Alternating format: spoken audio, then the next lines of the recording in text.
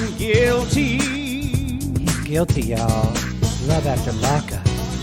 Of love in the first degree. But I don't mind. Sure don't. As long as you're here with me. A judge and the jury. When they heard my plea. You know they picked me up the river. Straight up that brick will gay up. They put the blame on me. Lock me up, throw away the key. I'm just a prisoner of love. I'm doing time, I'm doing fine. I'm just a prisoner of love. Love after lockup, y'all. Watch it, y'all. Those little Debbie cakes, they go everywhere. Nothing like a jumpsuit. Y'all, I'm doing everything I can not to fangirl over Best Actress in a reality series on Friday nights on WeTV. And that is, of course, Lindsey Downs, the Lindsey Downs of Love After Lockup fame. How are you? Hi, y'all. Do what? I said, Lindsey, how are you? Good.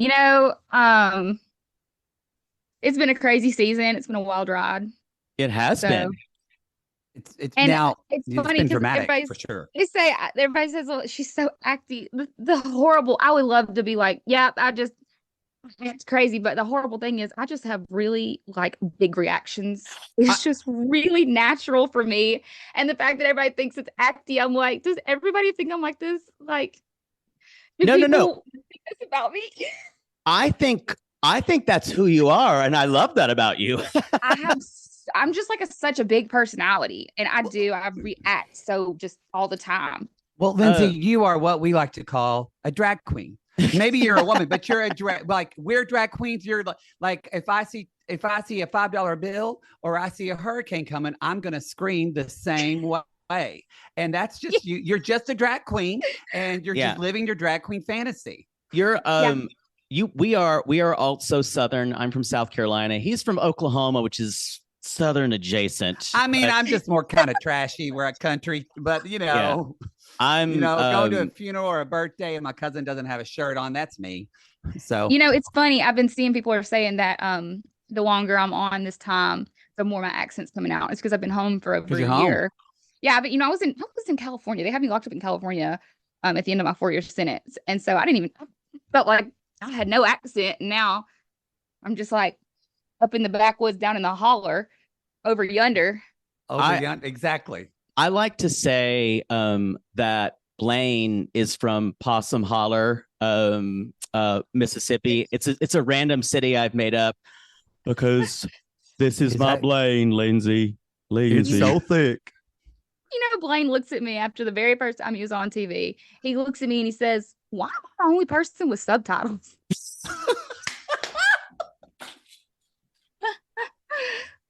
Cause she speak like this, honey. It's cause I did too. When I love Blaine for his innocence. And I think we love Blaine for some other things too. He's pretty gorgeous. We're into him. And also we saw his new haircut that you made him get. You cut the Justin Bieber off of him. I did not make him get it. Let me tell you, in true Blaine form, he surprised me with it. I had no idea he was even getting a haircut. And he came home and I did like a triple take. Lindsey, you like my haircut? If it was in the dark, you wouldn't even know. You would think it was him. Yeah. Love it. I absolutely love it. I'm so glad he decided to do something different. He has legitimately had this hairstyle his entire life. People are like, it's a come over. And I'm like, no, he has hair. It's a very Southern thing, though. It's a lot of Southern. It's very Southern. That's preppy style down here. Is a lot of these guys wear long bangs. Yeah, you're right. You're correct. And they outgrow it, but then they don't realize they need to cut their hair a little. Like it doesn't look cool once you're not 22 anymore. He keeps saying, he's like, it's just because it looks like that because it's so thin now. And I was like, yeah, because you're getting older. He's like, no, it wasn't like this before I met you. And I'm like, no. So Okay. he's saying you're making him lose that hair? He said I have thinned him out. He said I have thinned his hair out, and that's why his hair does not look as good as it used to. You're lucky. That's the least I've done for you, to you. I just need to say, when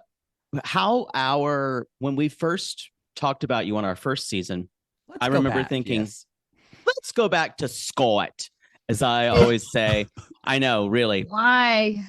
Well, I think you made an impression because for me, when you said it's from a book, and I just kept saying that over and over because it felt like something that fit in my accent. It's from we quote book, you. Scott. Literally, I'll just call him on the phone. I'll be like, "What are you doing?" And he'll say nothing, and I'll go, "It's from a book." We just quote you Scott, randomly.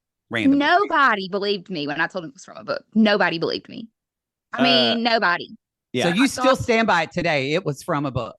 It's from a book. It was you can read the book. That's amazing. It's from a book called Beautiful Criminals. Yeah.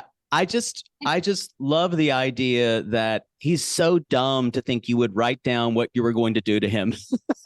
Well, the thing is, what killed me is that this book that, you know what, actually it's right in here. I mean, I can go get it from my closet. It has, so when you are not the Beautiful Criminals, like the book that he tore it from. When you're in prison, it's like, you're reading a book and you see something funny in the book, you write it down, because you don't have social media. You can't scroll through and, retweet or repost or screenshot or send, your mom, like, this is funny. You don't have that. So I had just tons and tons and tons of these.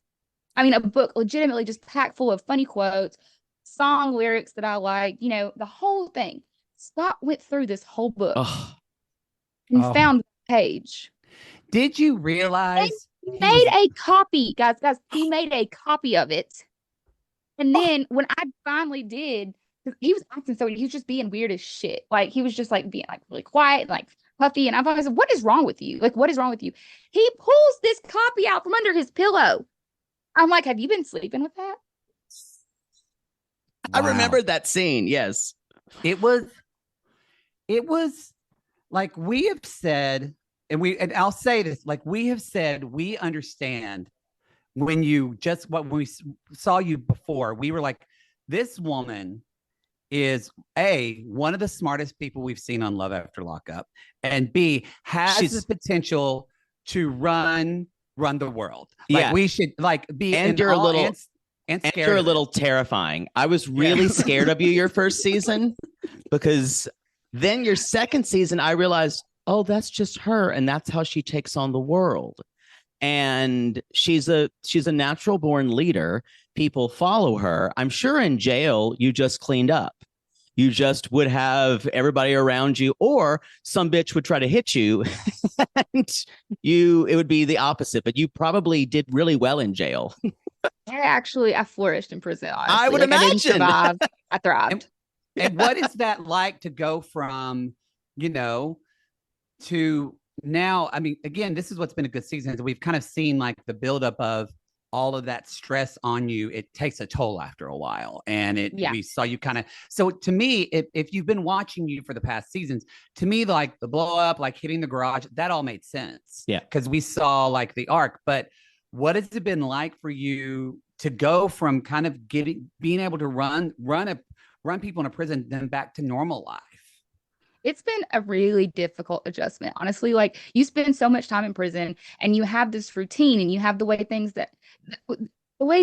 go. You have a tiny life. Your life in prison is a life. It's just a very tiny version of what you're already used to. And to come out and try to learn to live again out here in the world, it's hard. Yeah. It's really hard. And it's not, I mean, like, you go from seeing the same 1,500 people a day, every single day, to now you have an entire world. Yeah. Whereas I felt every single minute in prison, it feels like time flies out here. I mean, just absolutely flies. And it's just, some days it feels like one thing right after that, especially when I started working nights. I didn't know how to work nights at first.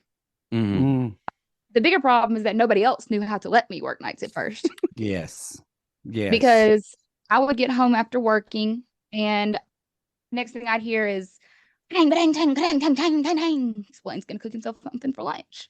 Yeah. I'd get home after working and I'd hear, because he's gonna vacuum up the litter under the cat food right quick, because he kept stepping in it. he would come in and say, hey, babe, I'm gonna run into town. Do you want anything? It's 1 p.m. That means it's about my 1 a.m.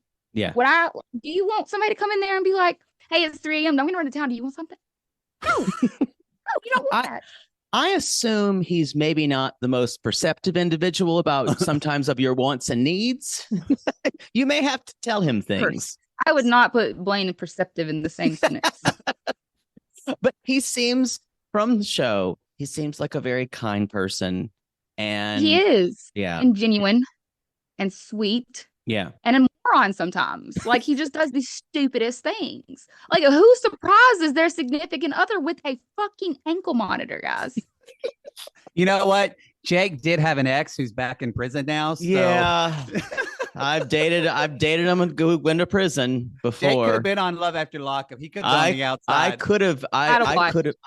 I could have been. I appreciate that you're drinking a Dr. Pepper. I was going to grab myself the same one too. I wanted to go ahead. Jake. Go ahead. No, I just wanted to ask. Did you, if you were ever in school? Because I would say that, you think of it as a strange thing. People say, oh, she's so acty. I think you're amazingly compelling. Like, as someone on screen, I'm like, did you ever think about being an actress? Did that ever cross your mind in Mississippi? No, it never crossed my mind. It's not something. I mean, I did some modeling here and there, and I've done some recently, but that's as far as it goes. I had never considered anything because I had never had, a lot of people were like, I'm going to break out of Mississippi and I'm going to go live in I never really had that mindset when I was younger. And then it's nothing like being shipped around the country for 6 years to make you really never want to leave Mississippi again. Yeah.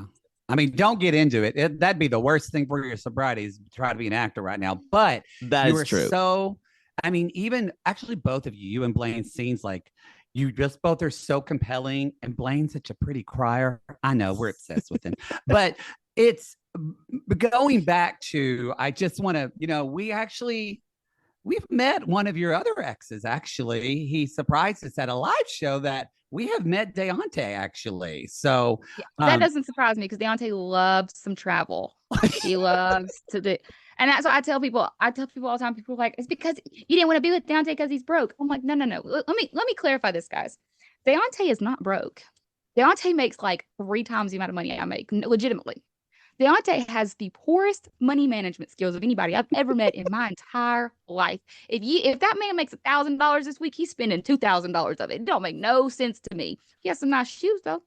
Yes, those J's. He does have not, but he said, this was after y'all were broken up, but he said, on stage and to us backstage, he said, we're like, so really, did y'all just get together for the show? He's like, no. We legitimately, that was real. We were dating. And so do you corroborate? Do you agree with that statement that like, how did that even happen? You just saw one another and then he reached out or? No, he didn't reach out. I reached out to him. So I was back in jail by my 2nd episode of Love After Lockup. Okay. I was out of jail for approximately 6 weeks. I was out of custody. You did all that in 6 weeks. Well, because you brilliantly carved in Scott's desk. So, and that stupid fucker. Oh. Yeah. So I was back in, just immediately. And so I had no concept of what it was like to be on TV. I got to watch myself, but I was in county jail with approximately 8 other people. Mm-hmm. So I didn't get any of the social media aspect of it. I just legitimately wanted to talk to somebody who was on the show. Yeah. And I was actually dating a girl at the time. I was in a relationship when I first talked to Deontay. I was not looking to be in a relationship with anybody because I was already in one. Mm-hmm. And I had given her my social medias and stuff like that. And I had seen the next season of Love After Lockup and I was like, he is really cute. I want to talk to somebody on the show. I want to talk to somebody that's been on the show too. Yeah, I want to who knows what I did. Yeah, because I couldn't go watch cast members' interviews or, anything. So she messaged him from my social media. And the first few times I talked to him maybe twice the first month. And it was just about, he was telling me his experience being on the show from out there, the stuff that I got to miss. And I was like, well, what are YouTubers saying? So I did not understand that YouTubers actually followed. So I didn't know how any of that worked. So it was all about that. Now, the only other person, so the girl that I was dating, I actually met her through social media while I was in jail. So nobody knew her. She lived in a different state. Right. My mom had talked to her like a handful of times, but the only person that had ever talked to her besides me was Deontay, because they had spoke some when we had first met, or, when I was getting this information. So she ends up relapsing. She had been a year in recovery and she relapsed. And so I ended the relationship because relapse is contagious. And I knew I was going to do something. Right. I didn't want to call my mom crying because, it's just kind of weird, right? So I called the only other person that had ever spoke to this girl, which was Deontay. And I call him like hysterically crying because I'm never going to be happy. I'm never going to have a relationship. Right. Nothing's ever going right for me. I was just, and then I went from calling my mom, my kid, and her all the time to calling my mom, my kid, and Deontay all the time because I didn't have, I was replacing that. And so me and Deontay legitimately started off as friends. I had no intentions of us being in any sort of relationship together. But when I fell for him, I felt hard. Yeah. Well, you felt something. I've seen that OnlyFans. I don't know how you did it. We've seen the OnlyFans. Lord, I mean, and I'm a slut. I've been with a lot of men, but Lord. I still say he doesn't really know what to do with it. He's trying to please you too much. Trying to please you too much. I will say that, man, Deontay goes long. I told you because dumb people know how to fuck. Sorry. Anyway, I want to also ask you. This is you brought up Miley Grace earlier, and we were kind of amazed. She was going through the 13s. But I'm just struck by how beautiful she is, and she grew so much. I'm like, was Miley Grace recast? We thought it was a different actress. Many people said that. And you know what? I was on my Snapchat the other day, and it showed me a picture of my kid from like 3 years ago, and I was like, it really does not look like my child. No, it does not look the same. We went. It's like soap operas when the role of Miley Grace will now be played by this actor. She is so pretty, and the shade she threw at you at that paintball thing. Oh, that's nothing. I get it every day. Lord have mercy. And your mom, she didn't feel. I loved it when you called your mom. It reminded me of being back home in Oklahoma, like when my brother, who was just a hellion, used to call my mom. He had 2 boys and be like, "Mama, they're just doing this and da da da," and my mom's just going, "Oh, okay." Like I feel like Brenda had no sympathy. Your mom was like, "Yeah, she does that. She tends to do that." Yeah, that's what I got.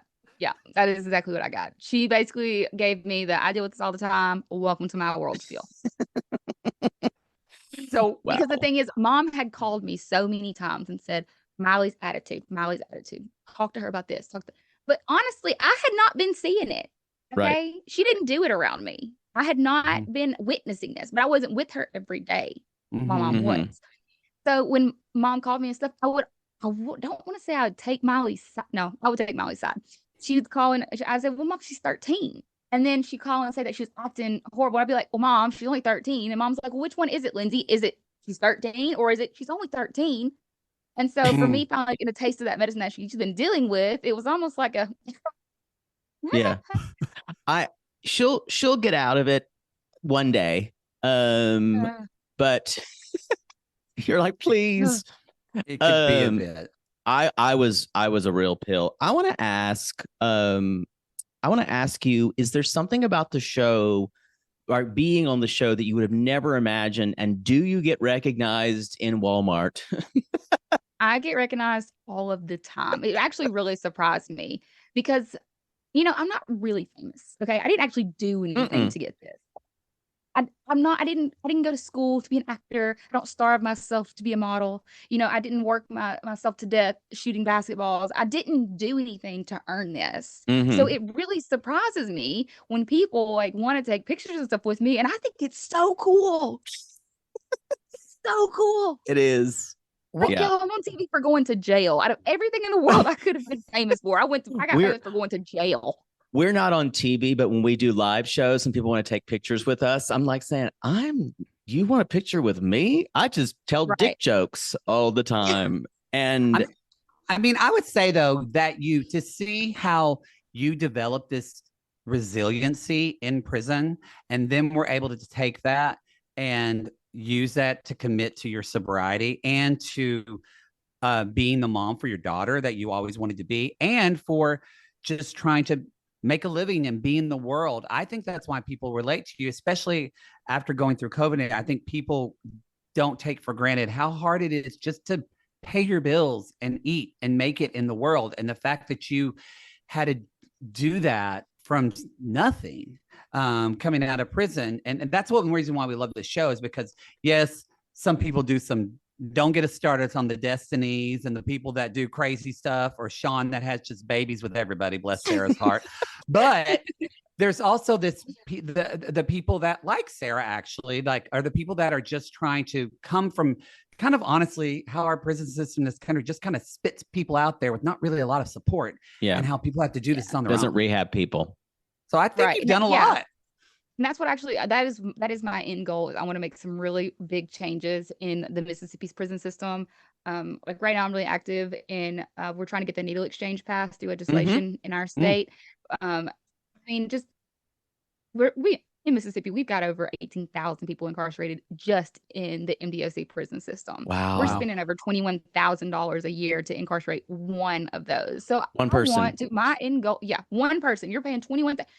Your tax dollars, and people are like, well, I don't have anything to do with the criminal justice system, so I don't care. Do you care that $21,000 of your tax dollars are going to incarcerate an individual? Because we are really heavily relying on prison as a punishment rather than rehabilitation. And I'm gonna say honestly, prison did not make me learn my lesson, y'all. I did fine in prison. I did great in prison. I missed my kid. That was horrible, but other than that, I read a lot of books. It's the fact that you're a leader and people will just follow you. And I think being a strong Southern woman, especially in the Deep South, my mother's this way, and a lot of Southern women I know, is the stuff you're made of is a lot stronger than the men. And when clutch times happen, the women come out a lot stronger. So that's when you might see Blaine saying, well, I can do whatever I need to be the man. You're like, I'm so much stronger than you. you don't get it. It drives me crazy because, like, at this point, I think Blaine was honestly going through some depression after he got his ankle monitor on. You know, I really think that's what it was, because Blaine was lost. It seemed like he lost all motivation. Like he went from, a nice solid 70 miles per hour to like sitting dead still. And I was at my breaking point, because it wasn't, people were like, oh, well, you're having to pay bills. He paid all your bills when you first got home. I don't know where they got in there. We started working a job within 3 days of getting home. Okay. 3 days. Now, was I paying house payments? No. But was I cleaning the house? You're damn right. Was I cooking? Absolutely. Was I buying food? Of course. Like, I was pulling my weight. Blaine at this point is not pulling his weight. Okay. I'm giving Blaine gas money. That's how not pulling his weight things have gotten. Isn't it so interesting that you can watch the show now and go, wow, no wonder I spun out. No wonder I could speak this just for me, for being someone who people have called type A and perfectionist tendencies. You consider it, I got to keep going because I got to get there. I got to make things good. I got to make things fast. And you feel like there's a lot of pressure on you. And sometimes when it gets too much, the only thing you can do is literally just spin donuts in a parking lot. And that's kind of what you did. Yeah. Like, and that's the thing. And honestly, I was really kind of frustrated because they have so much content that they have to edit down into these tiny little segments. So you didn't really get to see the buildup of that day. It wasn't just, what you got to see in those 30 seconds before that. First of all, I was exhausted. I had not been asleep yet. I did not know, when I first started working, I did not know how to deal with being awake 24, 32 hours at a time. I wasn't good at it. Now I'm good. I'm great at it. I can legitimately, like right now, I had to wake up early today for this. So I have had legitimately less than 4 hours of sleep in the last 36 hours. I can function like that now because it's a practice. You have to legitimately practice. You look great there after 4 hours of sleep, your girl. face is beat. I got to say, we were saying, girl, you know how to beat that face. Jake even said she should start a line of prison cosmetics after what she learned in Fruit the Mess. I'm telling you, you could do a YouTube tutorial for women in prison about prison cosmetics. I'll tell you what, I did not know. Okay, so in my previous seasons, I apparently was wearing my makeup terribly wrong. Okay. I've never Okay. And noticed, and I used to be a did not makeup know, artist. well, Reddit noticed. Okay. Oh Lord, Reddit Reddit. Reddit. noticed. Oh, Reddit. Oh, Reddit. The Reddit, the put it to bed it. That's what I say. People, I mean, there were entire threads on my makeup. And I was like, what's wrong with me? And I finally, somebody had actually said, what is wrong with her makeup? I don't know. And somebody else responded to this big, long, like paragraph, like screens of everything that was wrong with makeup. And I took a screenshot and I got on some YouTube tutorials and I learned how to do my makeup, y'all. Lord have mercy. I think though, you know, where you grew up in that part of Mississippi, let's just say women tend to go a little heavy. I grew up in the area of South Carolina where I grew up in. That's what happens. And sometimes you realize, oh, wait, I don't need to paint my face like a clown. Maybe I don't need to do this. Well, the thing is, the way I was wearing my makeup was the fashion in like 2000s when I learned to do my makeup. When you went in prison, yes. And when I look on Facebook now, the girls that I graduated high school with, the majority of them are still wearing their makeup that way too, because we live in small town Mississippi and nobody cares. Yeah, Maddie Olson says that. But the way people never thought anybody would care how I wore my makeup. Yeah. The way women do their makeup a lot of times still is how when they first learned to do it. Because that's when you felt a lot of them felt the prettiest when they're in high school. I mean, still to this day, my ex-girlfriend from high school, but bless her heart, she's got other things to worry about. Besides being your ex-girlfriend. Besides being my ex-girlfriend. So obviously we were planning on asking this, came up naturally anyway. Connecting and helping support other women seems important to you. Like, what advice would you give to women who've had experiences with addiction Get a and support system. They want to start over? Support It's system. your support system. Yeah. A lot of people will say, well, you know, you need new people, places, and things. That's not a viable option for everybody. Honestly, it's not. I really appreciate you saying some people cannot get out of where they live, like their location. So it's having one person or maybe two people just that in your life. Mine. So I have my mom. I do. I love my mom, but she's not who I'm going to call if I relapse. She's not. I have a fantastic therapist. I have two different therapists. I have one therapist that's specifically for addiction therapy. That is her specialization, is addiction therapy. My second one's for mental health therapy because, y'all, I'm a wee bit crazy, but I'm highly medicated for it, which means I'm fine most of the time. Say. And then our third is I have a group therapy. So I have a group of ladies that I can reach out to if anything happens. I have a sponsor. I have a group. I have two individual therapists that will answer their phone if I call them anytime, day or night. I have a church that I go to. Have these support system, this outside support system has been the most important part of my recovery. That's awesome. I'm so proud of you. But you're right. It's not just, I don't think I think, you know, I worked in my master's was in psychology. So I ran a crystal meth recovery group for about 1.5 years at the Gay and Lesbian Center. And it's not just one or two people. It is a team of support that is out there for people. And that really is what it takes. Yeah. And it will make all the difference in the world when you have that person. Like, I called my sponsor on the last, was it the last episode? And a lot of people, and I want to clarify, a lot of people say, you know, she had said, I'm going to let you go. Can I call you back? And a lot of people say, what kind of sponsor says that? The sponsor that answers the call while she's at work walks off and talks to you for 30 minutes. That's the sponsor that does that. Yeah. That's what we got too. We got that too. Like, very this lady's supportive. at work. She dropped everything because I called crying and she knew I needed her for a minute. Right. And never mentioned she was at work. I figured it out days later when I talked to her. I figured out that she was at work that night because it wasn't about her in that moment. She was focused totally completely on me. And just all you need is one person to call and say, now is not a good time. This is the breaking point. Just those encouraging words. We've talked about this on the show before, especially when y'all are in the same season. Very different, but kind of, I mean, we really are still scared of her, but we loved your season, but we also love the juxtaposition of you and then Destiny, because that bitch is crazy. But you know what? Have you ever met her or talked to her? No, I wish I would have. You know what? After her first season with Sean, I was like, I really want to meet this girl. I do. I really want to meet her.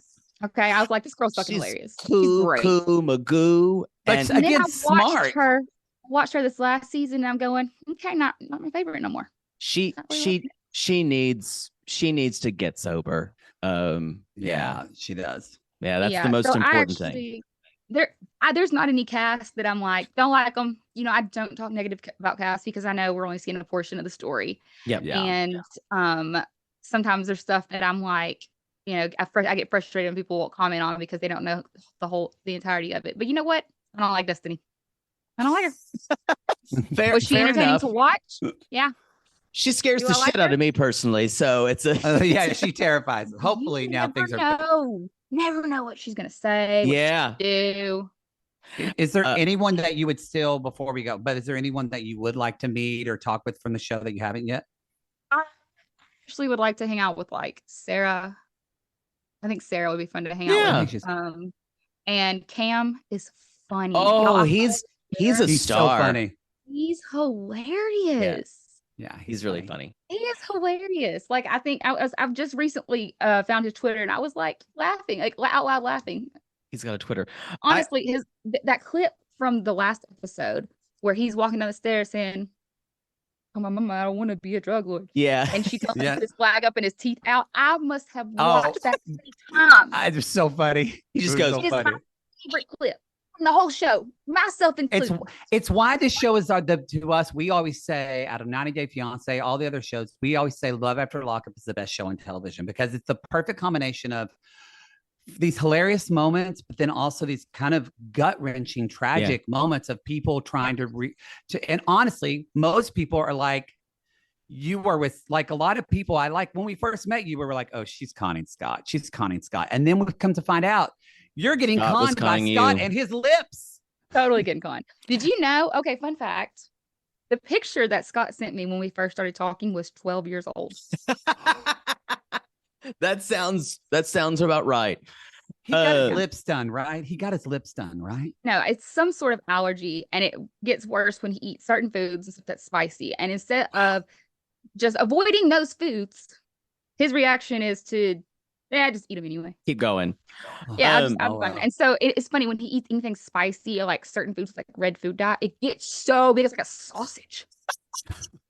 I have one more question for you, or more comment.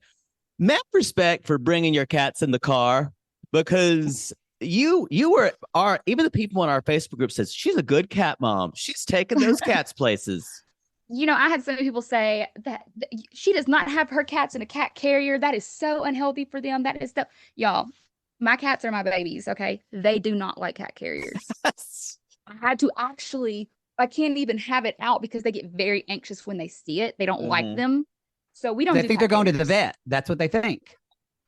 I mean, yeah, very possibly. They don't like cat carriers. We don't do cat carriers. I got rid of them. There's no sense in having them. They don't like them. This is the country. You just pop them in your car. Yeah, just pop them in your car. Yeah. So my cats, my animals are my babies. I have 2 dogs, 2 cats, and a ferret. Okay. I really like animals. I really like my fur babies.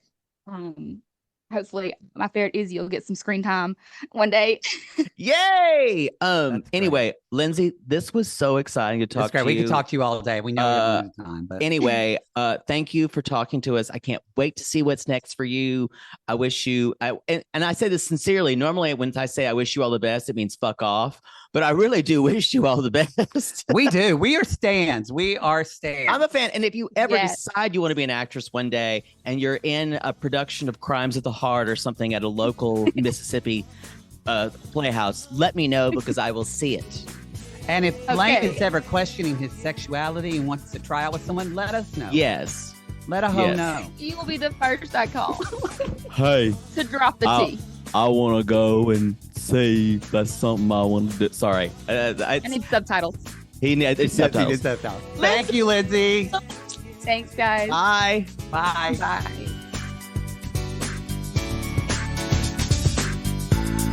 Lock me up, roll with a